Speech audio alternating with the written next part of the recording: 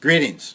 I'm honored that you are considering me today for the position of CEO at the Council for Resource Development, and I've enjoyed learning about CRD from Dr. Wilburn and, of course, your website.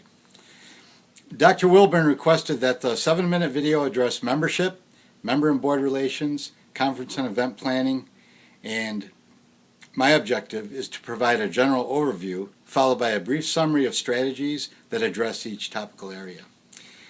Remember the Robert Redford movie Field of Dreams and the catchphrase, "If you build it, they will come"? Please hold that thought. Your strategic plan is a clear roadmap for what you hope to accomplish institutionally.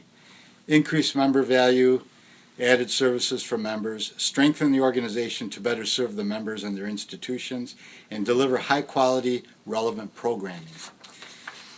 That plan is a great start, but what it doesn't address is why does it matter that the council becomes more valuable? What changes in the worlds of community colleges and society at large is the association trying to accomplish? A report was published in May this year by the Century Foundation called Bridging the Higher Education Divide. The report said that community colleges today serve about 44% of the country's college population, and they also do a great job serving disadvantaged populations, but they are dramatically underfunded. The report states that two-year colleges have opened the doors of higher education for low-income and working-class students as never before, and yet, simultaneously, community colleges often lack the resources necessary for student success. The very next month, the American Association of Community Colleges reported that the community colleges are beginning to partner more than ever before with our nation's 28 million small businesses to ensure that they are meeting their diverse training needs. That is great for small businesses, great for community colleges, and great for the United States. That also means there will be increasing opportunities for small businesses to support community colleges, and therefore opportunities for the council to develop best practices in those areas. Obviously, the council has important work to do by building the capacity of its members to generate the funding needed to support their colleges.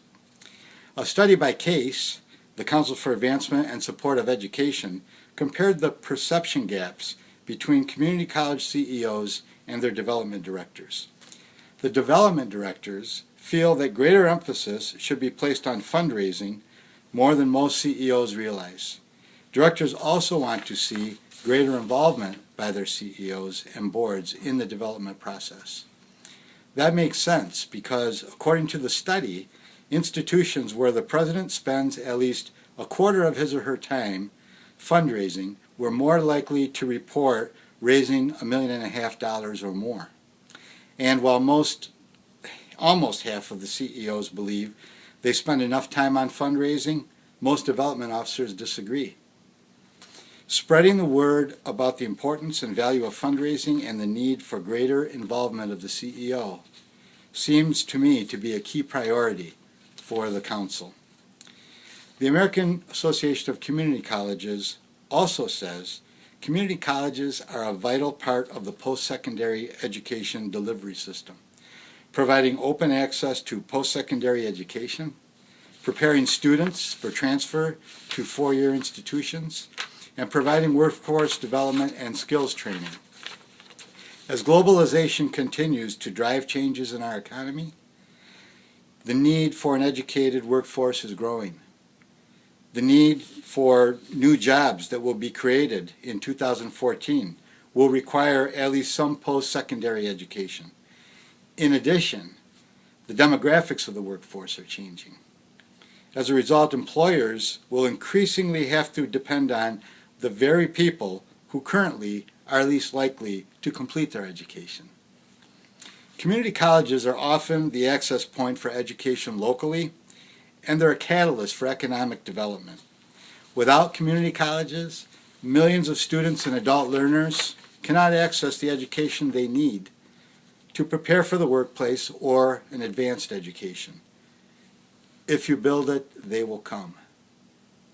The new member database, the online journal, the outstanding lineup of educational opportunities all lay the foundation for the Council's growth and achievement.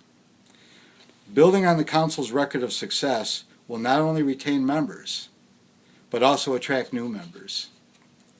I'd like to serve you by making sure that the programs and operations of the Council are efficiently managed and synchronized with today's trends in fund development to provide outstanding support to members in their quest to develop funding for their institutions. In terms of the membership strategy I have in mind, the strategy will focus on the 1,655 community colleges of the United States and their foundations, as well as independent foundations, outside consultants, grant-making and giving services, and other suppliers to the Council's members. The strategy will initially focus on the database, the heart of any association, and will include calling on the board to approve formation of a membership committee, creating campaigns involving existing members, building awareness by building alliances with other associations, leveraging social media and other membership marketing activities as the budget allows. In terms of strategies for member and board relations, customer service and effective communication are paramount at the board and executive committee level, the volunteer committee level, and of course the membership level. The board needs to stay apprised of the Council's progress and new initiatives. Therefore, regular reports and ongoing communication are standard operating procedures. Similarly, volunteer activities must be monitored, supported, and reported on, and all member communications must be readily addressed. The operative word here is responsiveness. In terms of strategies for conference and event planning, once again I refer back to the catchphrase, if you build it, they will come. There's a lot of competition out there for the members' dollars. The key, of course, is not only to develop high-quality event programs and resources that deliver exactly what members want and how they want it, but also to develop unique, new opportunities that go beyond members' expectations, and then effectively market the programs to the relevant audiences and ensure the association has the capacity in place to process registrations as efficiently as possible. None of what I have outlined above will be easy. It's going to take teamwork, and there will be growing pains, but hard work can be fun and rewarding. Dr. Wilburn performed a background check on me, but I have to confess, I've stolen something from your current president, Morton Congleton, and the Wake Tech Foundation. And that is the quote they used from John F. Kennedy. Each time a man stands up for an ideal or acts to improve the lot of others, he sends forth a ripple. Those ripples build a current which can sweep down the mightiest walls. In his welcome letter on the Council's website, President Congleton also quotes Max Dupree, who, by the way, also once said, "Earning trust is not easy, nor is it cheap, nor does it happen quickly. Earning trust is hard and demanding work. Trust comes only with genuine effort, never with a lick and a promise." I hope to have the opportunity to earn your trust and send forth a ripple. Together, we can build a current of success for the community colleges, the members, and the association. I can promise you that I will work diligently and ethically to advance the mission and vision of the Council for Resource Development. Thank you today for your time.